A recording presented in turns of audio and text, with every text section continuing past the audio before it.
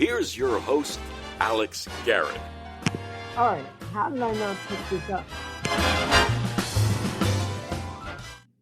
How did I not pick up that the Queen Elizabeth II, did actually attend a baseball game?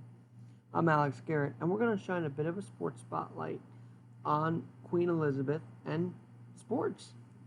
Believe it or not, she actually was very involved with horse racing back in the day. And actually, there's a video of her getting excited when she won. And the 96-year-old who has reigned over Great Britain and actually a bunch of other countries, including Canada, as Queen of the Commonwealth, passed away today at the age of 96 peacefully at Balmoral. And you know what's funny about that? The name-wise, anyway, is if you remember correctly, she was portrayed in The Naked Gun as having this wicked curveball. And if you remember how the Zucker brothers did it in The Naked Gun, here's a reminder. So, as the Angels take the field, we're about ready for the first pitch ceremony with the Queen of England ready to toss out the first ball.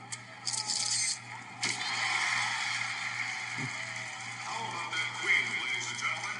Let's have a nice... And it was like a corkscrew splitter. It was great. It's hilarious. You've got to check out The Naked Gun. But she passed away at Balmoral. But you know what's crazy? In 2020, a writer at thebiglead.com, that's right, thebiglead.com, wrote about how the Queen went to her first baseball game in Baltimore. In Baltimore, to see the Orioles. Alongside George H.W. Bush when President Bush was president. By the way, another guy that The Naked Gun made fun of in another movie. But the Queen went alongside, actually, Prince Philip and Barbara Bush. The Queen was trotted out of the dugout in front of a crowd of 32,596. There was no mention if Enrico Palazzo was actually there, and Reggie Jackson was not there to assassinate her. Please see the movie to try and assassinate her. Of course, Frank Drebin saved the day. Please see the movie if you're not getting any of these references. And if you aren't, I'm sorry, but you know what? I'll just link up the movie for you in the description, along with the big lead story. But yeah, in front of 32,000 against the Athletics on May 15th, 1991, the Queen Elizabeth II, attended a baseball game, a real-life baseball game. Her black glove, writes Brian Jeffra,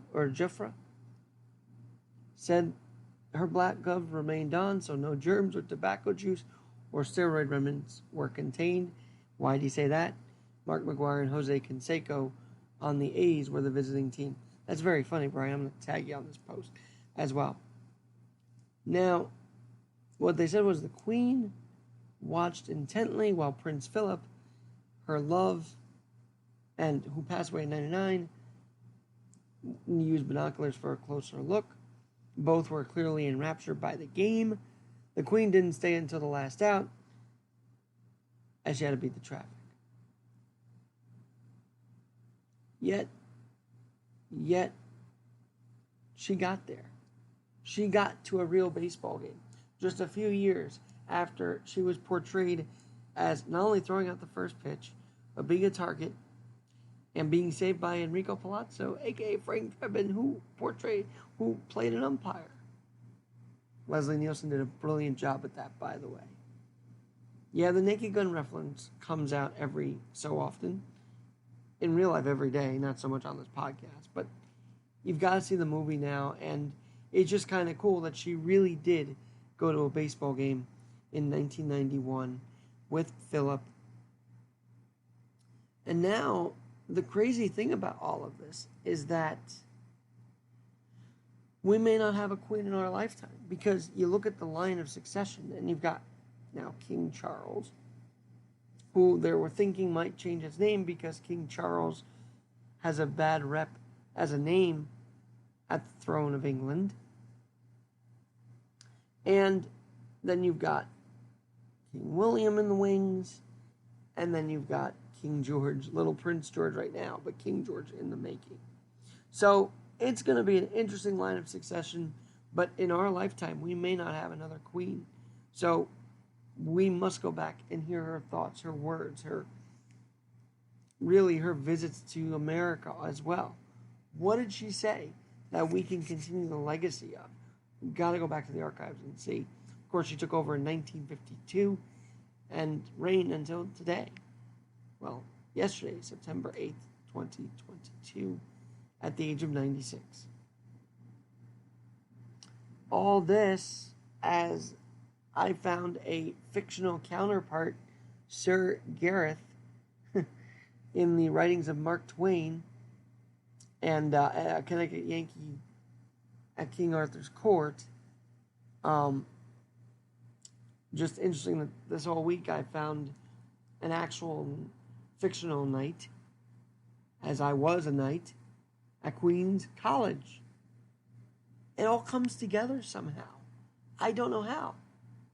But Sir Garrett, Queen's College, Borough of Queens, mourning the Queen. It doesn't get all small world and unispheric like that, does it? Sir Garrett, Queens, the Borough of Queens, Queen's College, and Knights of the Round Table. I work on the Cat's Round Table. See how you put all the elements together just like a bow.